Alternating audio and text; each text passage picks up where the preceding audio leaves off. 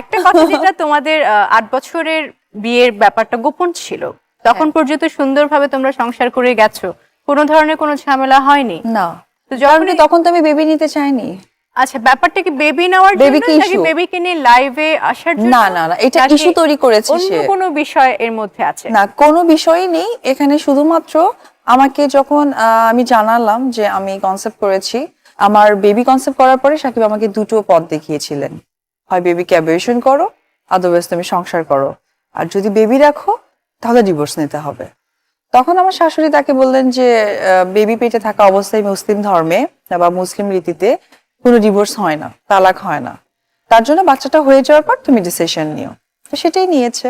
আর এখন জয়ের ব্যাপারটাও এত ভালোবাসা দিয়ে পাবলিকের কাছে আনছে, কারণ সে তার কেরিয়ারকে অনেক পছন্দ করে, কারণ জয় এখন ইফেক্টেড ব্যাপার তো, আর শিশু বাচ্চাও তো অবুঝ।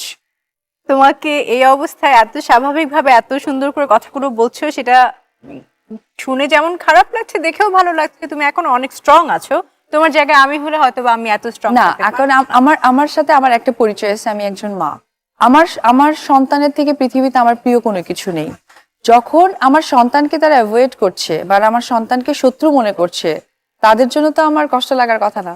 এমন কোনো সুন্দর কি স্মৃতি আছে তোমাদের সংসার করা অবস্থায় হাজবেন্ড ওয়াইফ হিসেবে?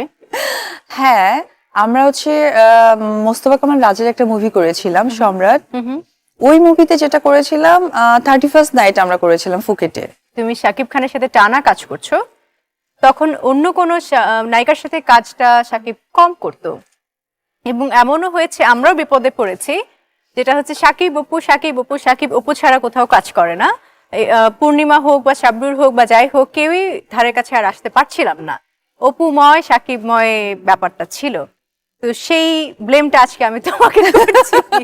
না কেন আপু। তুমি শাকিবকে অন্য নায়িকাদের কাছ থেকে না দূরে আপু, রেখেছো? এটা আসলে তুমি ভুল ধারণা তোমাদের মধ্যে ঢুকানো হয়েছে। আমি জানি না ওর কি ধরনের চিন্তাধারা থেকে এগুলো করে। সেটা হচ্ছে যে কোনো আর্টিস্টের সাথে যদি ওর সিনেমা হিট হয়ে যায়, তখন সেই আর্টিস্টের সাথে হিউজ কাজ করে, এবং ও ফিল করায় যে হিউজ কাজ করার মধ্যে দিয়ে তার সাথে একটু ছোটখাটো কিছু মানে খারাপ কথাবার্তা বা একটু রিউমার ছড়াক, তাতে করে সিনেমা হিট করবে।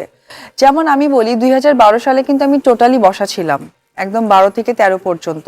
তখন কিন্তু সে সারার সাথে 15টা সিনেমা কাজ করেছে টানা। প্রিয়া যখন হিট হয়ে গেল, তখন কিন্তু ওর সাথে 15টা ছবি পরপর সাইন করলো। ইনফ্যাক্ট বাসায় এসে সে টোটালি আমার সাথে কথা বলতো যে না না, তোমাকে সাইনিং দিয়ে দিবে, যেহেতু আমি বাসাতেই থাকতাম।